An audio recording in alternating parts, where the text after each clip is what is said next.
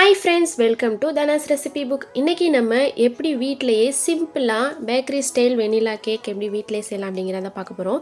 வீடியோக்குள்ளே போகிறதுக்கு முன்னாடி நம்ம சேனலை இப்போ தான் நீங்கள் ஃபர்ஸ்ட் டைம் பார்க்குறீங்க அப்படிங்கிற சேனலை லைக் பண்ணுங்கள், ஷேர் பண்ணுங்கள், சப்ஸ்கிரைப் பண்ணுங்கள். மறக்காமல் பக்கத்தில் இருக்க பெல் ஐக்கானை கிளிக் பண்ணிவிட்டு ஆளுங்கிற ஆப்ஷனை எனேபிள் பண்ணிக்கோங்க. வாங்க இன்றைக்கி வீடியோக்குள்ளே போகலாம்.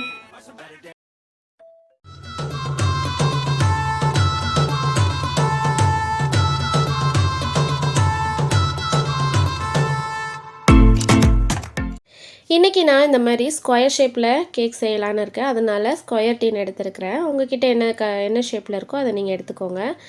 இந்த கேக் டீனை நம்ம நல்லா இந்த மாதிரி பட்டர் பேப்பர்லாம் போட்டு ஆயில் இல்லைன்னா பட்டர் யூஸ் பண்ணி க்ரீஸ் பண்ணிக்கலாம். இப்போ ஒரு மிக்சிங் பவுல் எடுத்துக்கலாம். கேக்குக்கு தேவையான ட்ரை இன்க்ரீடியன்ட்ஸை நம்ம சலிச்சு எடுத்துக்கலாம். ஃபஸ்ட்டு நம்ம 1 கப் அளவு மைதா மாவை ஒரு ஜல்லடையில் சேர்த்துக்கலாம். அதுக்கப்புறம் 1 teaspoon baking powder, 1/2 teaspoon baking soda சேர்த்துக்கலாம். சேர்த்துட்டு நல்லா இந்த மாதிரி மிக்ஸ் பண்ணிவிட்டு ஜலிச்சு எடுத்துக்கலாம். இப்போ இதை மறுபடியும் நல்லா மிக்ஸ் பண்ணிக்கலாம். அப்போ தான் நமக்கு பேக்கிங் பவுடர், பேக்கிங் சோடா எல்லாமே மாவோட ஈவனாக மிக்ஸ் ஆகும். இப்போ இது ஓரமாக இருக்கட்டும். இன்றைக்கி நம்ம ஓடிஜி அவனில் தான் செய்ய போகிறோம். அதனால் இப்போவே நான் அவனை ப்ரீஹீட் பண்ணிட்டேன். 10 மினிட்ஸ் அது ப்ரீஹீட் ஆகட்டும். அதுக்குள்ளேயே நம்ம வெட் இன்க்ரீடியன்ஸை ரெடி பண்ணிடலாம். ஒரு க்ளீனான மிக்சிங் பவுலில் 3 முட்டையை சேர்த்துக்கலாம். 1 டீஸ்பூன் வெண்ணிலா எசன்ஸ் சேர்த்துட்டு இதை நல்லா நுர பொங்குற வரைக்கும் நல்லா பீட் பண்ணிக்கலாம். ஆரம்பத்தில் ஒரு 2 ஸ்பீட் வச்சுட்டு நல்லா பீட் பண்ணிக்கலாம்.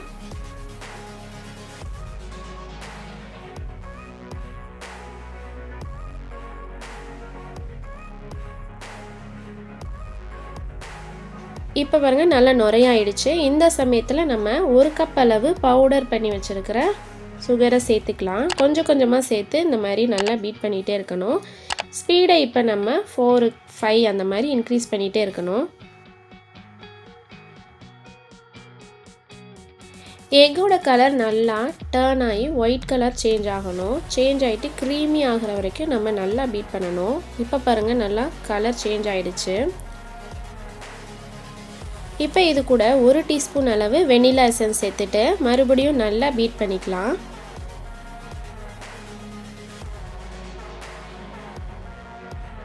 நல்லா பீட் ஆகிடுச்சு. இப்போ நம்ம ஒரு 2 டேபிள் ஸ்பூன் அளவு சன்ஃப்ளவர் ஆயிலை சேர்த்துக்கலாம். சேர்த்துட்டு ஒரு 30 செகண்ட் மட்டும் பீட் பண்ணிவிட்டு அப்படியே ஸ்டாப் பண்ணிடலாம். இப்போ நம்ம ட்ரை இன்க்ரீடியன்ட்ஸை கொஞ்சம் கொஞ்சமாக இந்த எக் மிக்ஸோடு சேர்த்துட்டு இந்த மாதிரி விஸ்க் வச்சு மெதுவாக இது பண்ணணும். நான் உங்களுக்கு வீடியோ ரொம்ப ஃபாஸ்ட் பண்ணுறதால இப்படி இருக்குது. நீங்கள் ஸ்லோவாக மெதுவாக இந்த மாதிரி மிக்ஸ் பண்ணிக்கோங்க.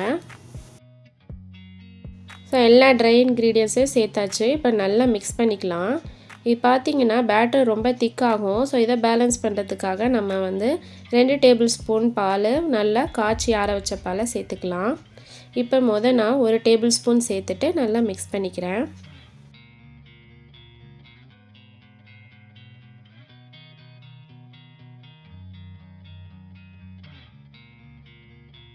இப்போ இன்னொரு டேபிள் ஸ்பூன் பாலையும் சேர்த்துட்டு நல்லா லைட்டாக ஒரு மிக்ஸ் பண்ணிக்கலாம்.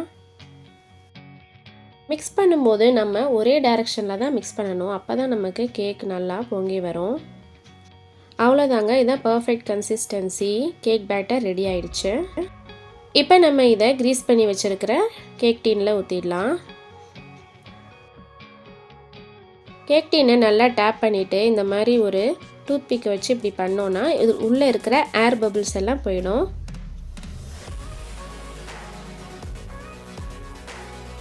இப்போ நம்ம ஓவன் ப்ரீஹீட் ஆகிடுச்சு.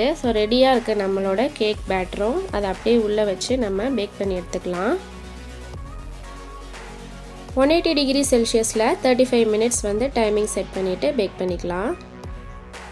நீங்கள் இந்த கேக்கை கடாயில் கூட இதே மாதிரி பேக் பண்ணி எடுத்துக்கலாம். அதே மாதிரி குக்கர்லையும் நீங்கள் பேக் பண்ணி எடுத்துக்கலாம். இப்போ இது பேக் ஆகிற நேரத்துக்குள்ளே நம்ம இந்த கேக்குக்கு தேவையான விப்பிங் க்ரீமை பீட் பண்ணி எடுத்து வச்சுக்கலாம். நான் இங்கே ஒரு பவுலில் 1 கப் அளவு விப்பிங் க்ரீம் எடுத்துருக்கிறேன். அதில் 1 டீஸ்பூன் அளவு வெனிலா எசன்ஸ் சேர்த்துக்கலாம். சேர்த்துட்டு நல்லா லோ ஸ்பீட்லேருந்து பொறுமையாக பீட் பண்ண ஆரம்பிக்கலாம். விப்பிங் க்ரீம் ரொம்ப சில்லுன்னு இருக்கணும். அப்போ தான் உங்களுக்கு வந்து சீக்கிரமாக உங்களுக்கு ஸ்டிஃப் பீக்ஸ் ஃபார்ம் ஆகும். நல்லா 1 மினிட்டு நம்ம ஸ்பீடை இன்க்ரீஸ் பண்ணிகிட்டே போகணும். இப்போ பார்த்திங்கன்னா 2லேருந்து இப்போ நான் 7ல் பீட் பண்ணிகிட்ருக்கேன். அப்போ வந்து நமக்கு ஸ்டிஃப் பீக்ஸ் வந்து ஃபார்ம் ஆகிடும்.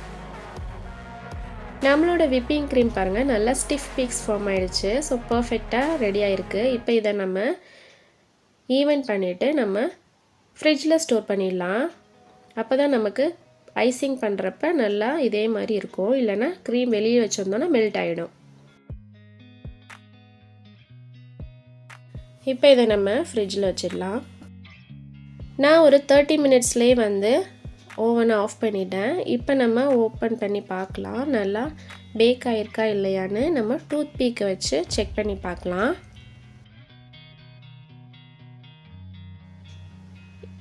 இப்போ பாருங்கள் கேக் நல்லா பேக் ஆகிருக்கு.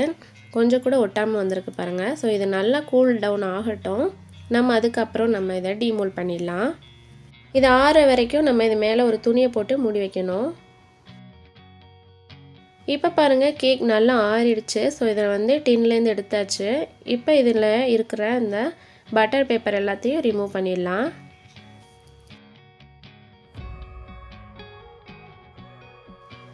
கேக் பாருங்கள் எவ்வளோ சூப்பராக சாஃப்டாக ஸ்பாஞ்சியாக நமக்கு வந்திருக்குன்னு. இப்போ இந்த கேக்கு மேலே ஒரு லேயர் ஃபார்ம் ஆகிருக்குல்ல, இதை நம்ம ஃபஸ்ட்டு எடுத்துடலாம் கட் பண்ணி.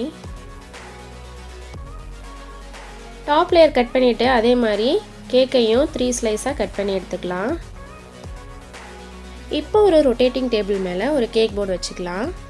இந்த ஸ்டேஜில் தான் நம்ம ஃப்ரிட்ஜிலேருந்து விப்பிங் க்ரீமை வெளியே எடுக்கணும். எடுத்துகிட்டு ஒரு நல்லா மிக்ஸ் பண்ணிவிட்டு இந்த மாதிரி கேக் போர்டு மேலே அப்ளை பண்ணிக்கலாம்.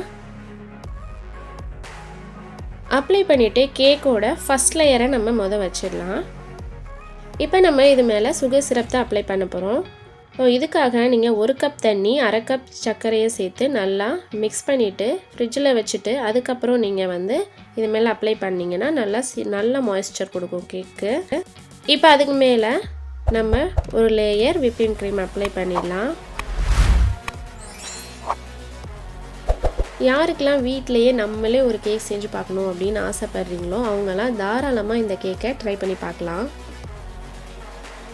இப்போ செகண்ட் லேயர் கேக் வச்சுட்டு அதே மாதிரி நம்ம சுகர் சிரப் அப்ளை பண்ணிக்கலாம். சிரப்பை அதிகமாகவும் அப்ளை பண்ணக்கூடாது. லைட்டாக மாய்ஸ்ட் பண்ணுற அளவுக்கு மட்டும் நம்ம அப்ளை பண்ணிவிட்டு செகண்ட் லேயர் மேலேயும் அதே மாதிரி நம்ம க்ரீம் கொடுத்துக்கலாம்.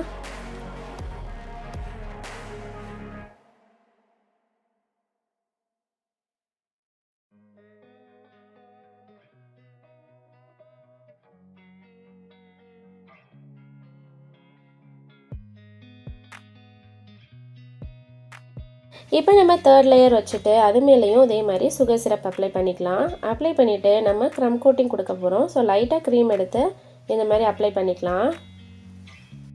ஸோ கொஞ்சமாக இருக்க அந்த க்ரீமை நல்லா இந்த மாதிரி ஸ்ப்ரெட் பண்ணிவிட்டு நம்ம ஃப்ரிட்ஜில் ஒரு 1/2 hour செட் ஆக விட்டுடணும்.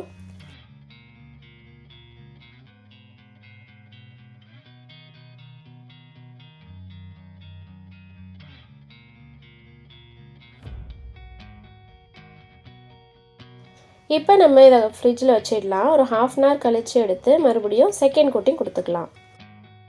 1/2 hour கழித்து வெளியே எடுத்துட்டேன். கேக் நல்லா செட் ஆகிடுச்சு. இப்போ நம்ம இது மேலே நல்லா செகண்ட் கோட்டிங் கொடுத்துக்கலாம். நான் இங்கே ரொம்ப பர்ஃபெக்டாலாம் ஐசிங் பண்ணலை. ஸோ லைட்டாக ஒரு ஈவன் லேயர் நமக்கு ஃபார்ம் ஆகிற அளவுக்கு பிகினர்ஸ்க்கெலாம் ஏற்ற மாதிரி நான் வந்து இங்கே செஞ்சு காட்டியிருக்கிறேன். ஸோ யாருக்குமே வந்து ஐசிங் எடுத்தோடனே பர்ஃபெக்டாக வராது. நான் இப்போ ரீசெண்டாக தான் ஐசிங் எல்லாமே கற்றுக்கிட்டு இருக்கேன். நம்ம ஐசிங் பழக பழக தான் நமக்கு ஈவனான ஷேப் எல்லாம் வரும்.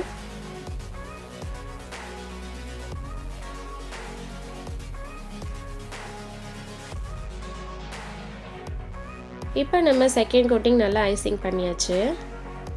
அடுத்து நம்ம கேக் மேலே சிம்பிளாக டெக்கரேஷன் பண்ண போகிறோம். அதுக்கு இப்போ நான் ஒரு சின்ன ஸ்டார் நாசிலை பைப்பிங் பேக்கில் எடுத்துருக்கிறேன். அதை இந்த மாதிரி வச்சுக்கலாம்.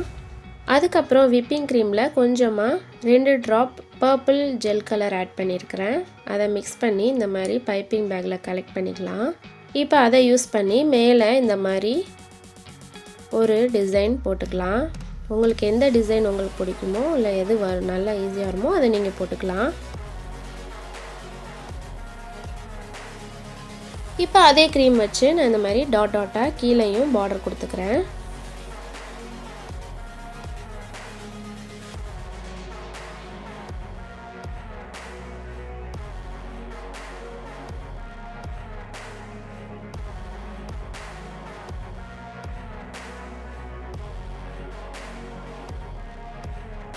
அதே மாதிரி கேக்கோட டாப்லேயும் சும்மா சிம்பிளாக இந்த மாதிரி ஒரு கார்னரில் மட்டும் டிசைன் பண்ணிக்கிறேன்.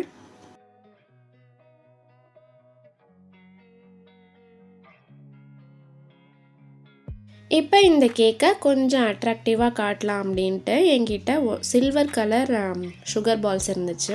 அதை இது மேலே இந்த மாதிரி ஸ்ப்ரிங்கிள் பண்ணிக்கிறேன்.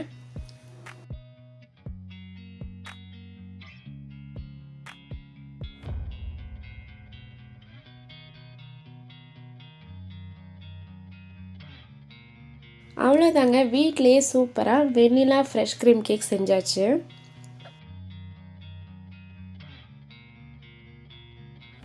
இது வந்து நியர்லி 1/2 kg கேக் தான். இதோட வெயிட் எவ்வளோ இருந்தது அப்படின்னா 657 கிராம் இருந்தது. கேக் போர்டு அதுக்கப்புறம் நம்ம யூஸ் பண்ண டிசைன் இதெல்லாம் சேர்த்து தான் நமக்கு ஒரு 150 கிராம் எக்ஸ்ட்ரா வந்திருக்கு. ஸோ நீங்களும் வீட்டிலேயே ஹெல்த்தியாக கேக் செஞ்சு உங்கள் வீட்டில் இருக்க எல்லாரையும் அசத்துங்க. மீண்டும் உங்களை இன்னொரு சூப்பரான ரெசிபியோட சந்திக்கிறேன். அது வரைக்கும் பை பாய்.